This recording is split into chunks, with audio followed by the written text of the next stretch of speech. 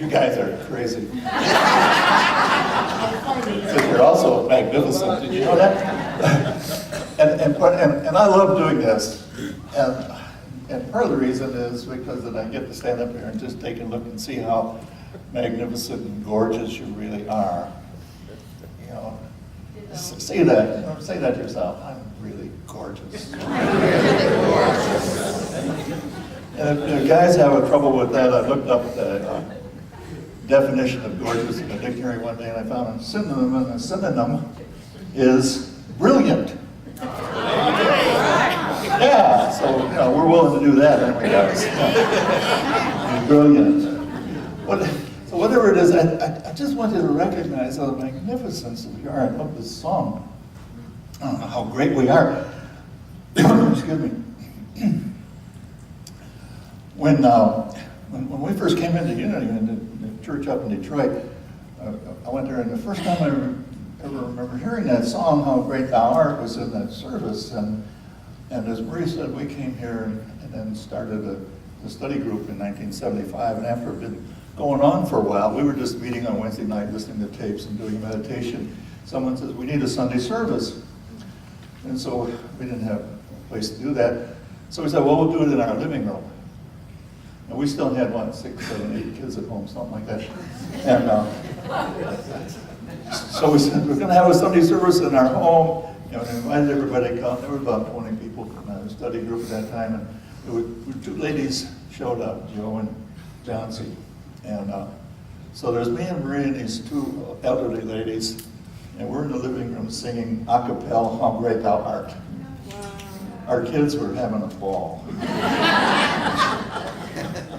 So we decided our church, our house was not the place to have a Sunday service, so we got someplace else. But that's how it all kind of began, and it's so interesting how it takes place. And so here we are.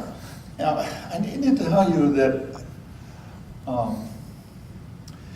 if I'd been up here doing this a year ago, this is not who would be here. And there's a vast difference between that person even a year ago and who's here right now. Yes. And Nancy says, "We got our old Rene back, and he's as annoying as ever." And so that's part of what I do, is just annoy you. And, he only annoys me. Well, you're so easy.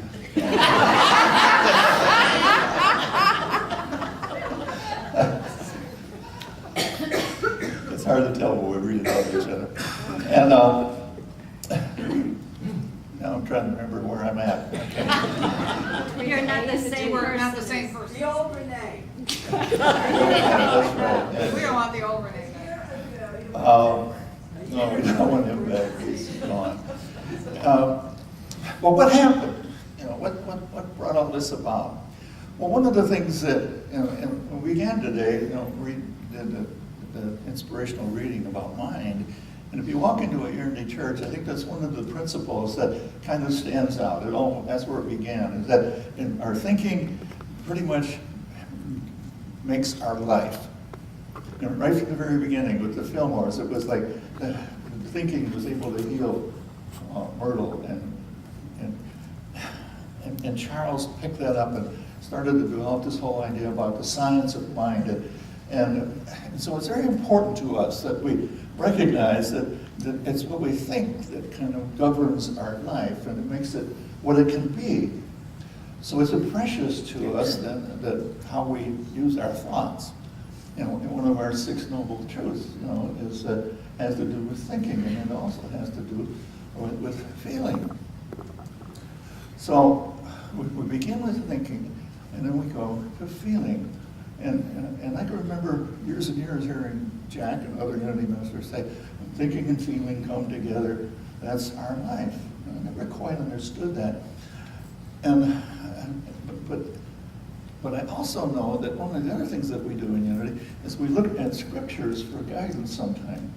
And if we look into the Old Testament, we find these wonderful stories that are really about us. And they're about us because they represent states of mind. The very names of the characters in the stories indicate in the Hebrew what that character is about, what the state of consciousness it's all about. And if we look in the book of Genesis, we find a couple of characters. One of them is Abraham. And Abraham means father of multitudes. Now, Abraham was able to talk directly to God. And so one day God said, get thee hence, go to this land of which you know not, and I will provide for you. And Abraham says, yes, sir, and off he goes. Because that's the Abraham consciousness. Now, Abraham had a nephew, his name was Lot. Now, he's of the same family, he can talk to God, but he's not of the same nature. So when God finds Lot and his family in this place called Gomorrah, which was not good for him, you ever been there? Been in a place where it's not good for you? And God says, go to this place, I have a place for you, up high in the mountains, you'll love it there. Lot says, oh, I don't know, that's a long trip. Isn't there a little place over here, a little higher up that I can go? And God says, oh, whatever. And that's what God means, whatever. So they start on this journey. Now he also has a wife. We don't know who she is, but we know she's Lot's wife. And when you see in the scriptures a husband and wife, it means thinking, the male, feeling, the female. So it's a consciousness of male and female. And the female is doing what? She's saying, oh, I really loved it there. I don't want to move. I don't want to go. So this combined consciousness of male and female gets to this higher place, but they're what? A pillar of salt, they're stuck. See? And that's what happens to us if we dwell upon the past sometimes, is we get stuck, we get frozen. Well, there's other ways to handle thinking and feeling. Now, sometime in the past few months, we were watching Richard go through his thing, and it was amazing. I love to come and sit here and live life with Richard every week, because Richard was so skilled at using his personality the first part of the week to just get himself in all kinds of trouble. And then by the Sunday, he was whole again. He figured some truth to get out of it. And wasn't that fun to watch? I mean, wow, it was inspirational. But I've been with a lot of inspirational people in my life, including Richard and Jack Boland, my first Unity teacher, just a whole flock of them. I could stand here for 20 minutes and give you the name of all the people that I've been with.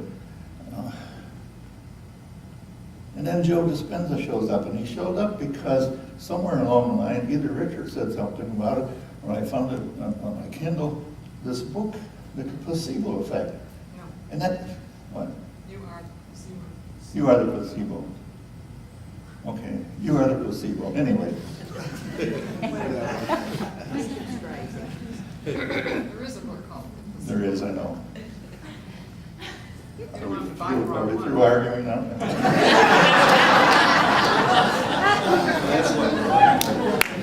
I told This you. is really bad. Anyway. It was a book. Okay. Hallelujah. And it was a book that was just fascinating. But part of the real was that I used to always wonder, I'd see these medical tests where they were trying a new drug, and they'd give a whole bunch of people the drug, and they'd give another bunch of people the placebo. And some of the people taking the placebo got healed, and I always thought, why? How'd that happen? Well, in Joe's book, he talks about how it happens, how it has a lot to do with belief and what goes on in the brain. But there's a very important part of this whole thing. And what he pointed out over and over again, and when we went to this workshop where we were at, was that it's thinking and feeling coming together. So what happens when we have a thought moves for our brain, and the brain releases chemicals called neuropeptides. And those neuropeptides produce chemicals in our system which causes us to feel something as a result of that thought. And that feeling then causes our thinking to shift, and that thinking then and feeling come together and powerful things begin to happen. Now you might wonder, is this really true? And I got to thinking about that, and I remembered 1950. That's a long time ago. Most of you weren't even here then. But I was getting ready, two of my friends and me, the Korean War was firing up, and so we decided we're going to go in the Navy. We're not going to go over and get shot at. It's our motivation, And my best friend, there was this young lady who just thought he was the cat's meow. And so she was determined to have a date with him before we went in the Navy. So she asked him if he would take her out, and he said sure. But her mother said no, unless you go with another couple. So her best friend was Marie. So he asked me, and Angie asked Marie, and so there we are. We're going out in the car. We had known each other briefly, but we didn't know who we were. So for two nights in a row, we're riding in this car. We're in the front seat talking. They're in the back seat making out.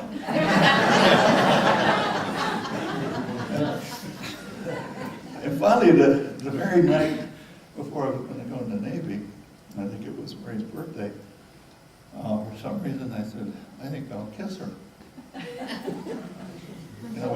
Joe talks about going into the unknown. There's anything more unknown, fellas, than first kiss. You know what's going to happen, and it takes 3 nights to get up the courage. We lived during a time when kissing on the first date wasn't necessarily the thing to do. That's changed a tad, I think. So I kissed her. And wow, my brain went, wow, sweet, wow, more. So I get more. And she's kissing me back. And so the result of that was I took my ring off, my last ring, and gave it and said, here, keep this for me. I'm coming back to you, sweetheart. Later that night, my family took me to the train. I was going to take over to boot camp. My mother, my sister, my brother, my dad. I kissed my sister goodbye. I kissed my mother goodbye. I love my sister and I love my mother. But do you think my brain fired off? Not like that. So it has a lot to do when we think of what our intent is. And even coming in here, one time I like to ask people, what are you doing here? Why are you here? Why did you come here? Why did you choose to come to this place at this time? What is it that you want? I think. And I know what I want. I want to be so good you'll ask me back. But it doesn't matter. There has to be some conscious thought about why we're doing things. So that's what thinking and feeling are all about. And so when you think something and you feel it and you make it a wonderful state of being, okay? And that's really all life is just being in a state of being. So we're reading Joe Dispenza's book. And he talks a lot about meditation. We even got some meditation DVDs of his, some downloaded, and we're listening to it. And it was a form of meditation that we weren't used to. So it didn't necessarily, we've been meditating for years, and so, but we're sticking with it, and then we found some music and stuff. So there's all different kinds of meditation. And I was reading an article about a fellow who wrote, I'm not even going to try the name because I can't pronounce it, but the name of the book was The Sacred Path of the Warrior. And I had never heard meditation described this way before. Imagine you're sitting naked on the ground with your bare bottom touching the earth. That's quite a view. Since you're not wearing a scarf or hat, you're also exposed to heaven above. So you're sandwiched between heaven and earth, a naked man or woman sitting between heaven and earth. What is the prayer that we call the Lord's Prayer on earth as it is in heaven? What we do when we meditate actually are the connection between heaven and earth. So each of us, as we meditate, are able to bring in all that is in heaven into our life experience. And that's why meditation is such a value for us. And that's why it's part of one of the 6 noble truths, is that it's a meditation that brings us from heaven to earth. Makes that connection. You're a conduit. And that's what is so vital and powerful about meditation. That's why it's absolutely something that we must do on a daily basis. And then, what happens many times is when we do that, we get a vision of what can be, especially if we ask the right questions. The right questions. And we get a vision of that, and then we do what? Say thank you. We have gratitude. Because if we believe it to be, it's done. There's no time and spirit. There's no place where we have to wait for something to happen. No, it's right now. So the appropriate response is always gratitude. And so those are basically the 5 points of what your life can be. Does it work? I don't know if it works for everybody, but it sure worked for us. When I read this, here's what happened. A year ago, Marie and I had our house up for sale. And the reason we had it for sale was that, well, just having a home was just more than we wanted. We were getting old. So we thought, let's get this apartment, a first floor apartment, and watch television and read. And I have this wonderful chair. I get into that chair, my life is perfect. But we're trying to sell this house, and the house is not selling, and we're thinking, no, we give it up. We have to just get out of here. So we scheduled a trip. We talked to my daughter and our daughter in Virginia. So we went the whole month of November to Virginia and had Thanksgiving there. And then we decided to go to our other daughter's house up in New Hampshire for Christmas for the month of December. Don't move. New Hampshire in December is not the place to be. But our grandson was coming from Cambodia, so it was exciting. So we get to our daughter's house in Virginia, and our bedroom is on the 2nd floor. 13 steps up to the right, 7 steps from there to the top floor, 3 steps down to the bedroom, 20 steps going up, 20 steps going down. Everything I want when I'm downstairs is upstairs, everything I want when I'm upstairs is downstairs. We walk up and down those stairs, grudgingly, 1 step at a time. I mean, an 84-year-old man doesn't need to be walking up 20 steps to get to the bedroom. But we did it. And the strange thing that happened, after about 3 or 4 weeks of this, we looked at each other and said, you know, I'm starting feeling pretty good. Maybe those steps are exercise for old folks. And so we said, that's pretty good. Went to our daughter's up in New Hampshire. Now it's upstairs, bedroom, downstairs, TV, in the basement, laundry in the basement, 3 flights of stairs. All the Christmas stuff has to come out. It's down in the basement. It's steps, stairs, stairs, stairs. Endless. But by the end of December, we were feeling pretty tough. There was a transformation that had taken place. So we went home, put our house back on the market with a different real estate person, and began to look for apartments on the 2nd floor. We're ready to go up. Okay. We found an apartment. We're feeling good about the fact we're getting exercise. Then I read Joe's book. He's got a story about these guys in the monastery who were given the surroundings of 22 years earlier, and they're all starting to feel younger. And I thought, that's what I want. I want to feel younger. Plus the fact, he said, pay attention to what you're doing. I'm going up and down the stairs. Now I'm not just going up and down the stairs. I'm exercising.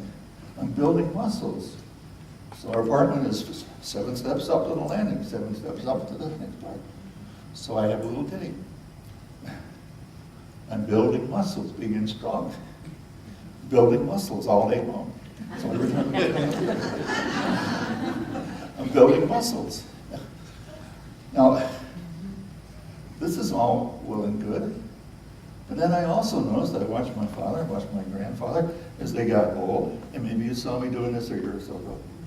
Yeah.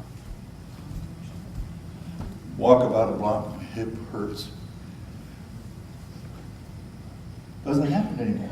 Thursday, Marie and I walked 2 miles. Wow. Just to get a cup of coffee. And not only did we do it, but I went completely without pain. Yes. Now, how did this all come about? Well, what happened after reading Joe's book, I got it in my head that when I walk, I start walking like a younger man. Sunny, one day, I was telling her about it, and she said, "How young?" And I said, "Well, I don't know." She said, "You gotta have a date." And I thought, 50 is too far a stretch. But I remembered it was 1955 when we came here to take this ministry again, and I was still a stud. In my mind, anyway. But it was a good year. It was a great year. So I said, that's what I want to do. I'm walking like a 55-year-old man. And the next crazy idea that comes into my head is that you need to do a 5K. I told the family I'm going to do a 5K in January. My son said he was talking to a friend of his, this is up in Michigan. He said, "My dad's 84 and he's going to do a 5K. And the guy said, "Did you talk him out of it?"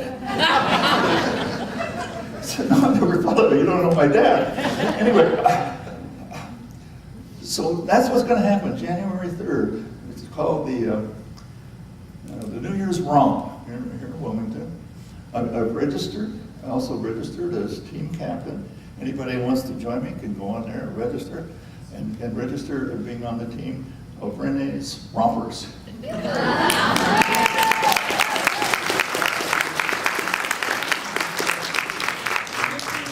This all began with a question. The question was this: what would it feel like to be in a 55-year-old body? Now, my brain created a 55-year-old body one time, didn't it? So it knows how to do it.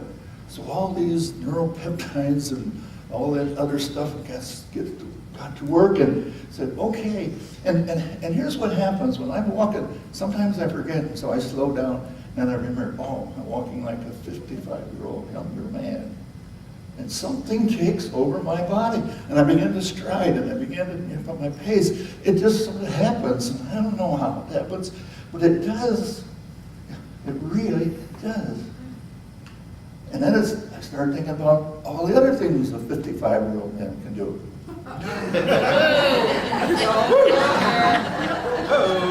Not too bad, guys. She's got a smile on her face. I've become annoying again,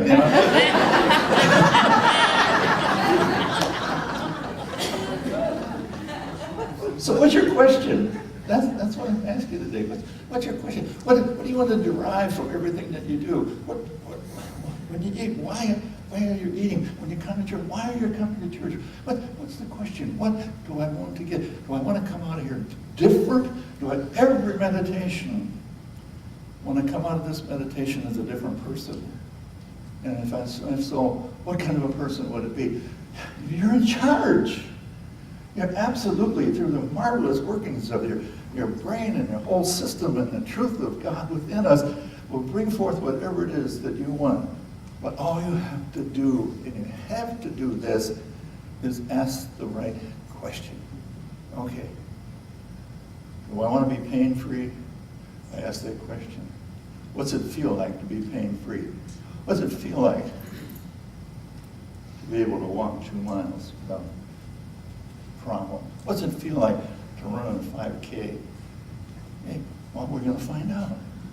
And the brain seems to be able to create whatever it takes to make that come about. So let's review. There's 5 things. Are they up there?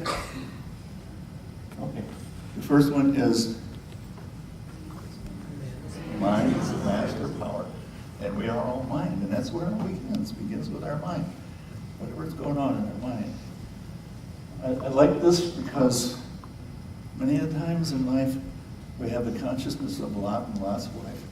Oh, we want to change, but, change me, but don't change my thinking. You know. And if we do that, we're stuck. So we want to be able to move forward, move up to the higher mountain. Now, go into the unknown, whatever it happens to be. I know that you'll be delighted with it. The third point, and this is from our friend Joe. Just the thoughts are the language of the brain, feelings are the language of the body, and how you think and feel create a state of being. You get that? A state of being is when your mind and body are working together, so your present state of being is your genuine mind-body connection. So thinking and feeling have to come together. Number 4. Get that vision. Sitting on a beach on your bare bottom, nothing overhead, being the connection between heaven and earth. Bringing all that heaven is into this earthly expression. You have the capacity to do it because you are the connection. You are it. And you do that when you get this conscious mind out of the mind that says, what are you doing? Because your conscious mind will do that.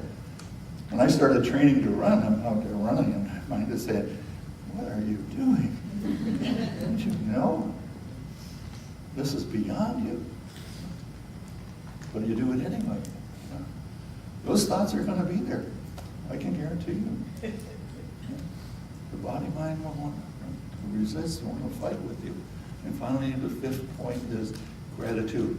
When you set your mind to something, so when I said to myself, what does it feel like to be 55 years old? I began to feel that way. After we left Joe DeCenza's up in Maryland, we came back down through Virginia, stopped at our daughter's house, up and down the stairs again. And there was something upstairs, so I went running up the stairs.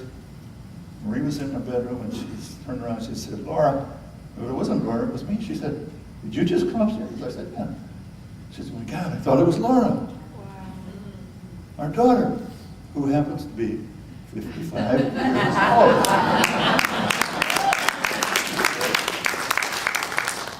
Is this crazy? Is this, I get chills thinking about the wonder of it all. So that's it for today. You're going to go out of here. Why not go out different? Right? And you're going to be different if you remember to ask your question. So what is your question? I love you. God bless.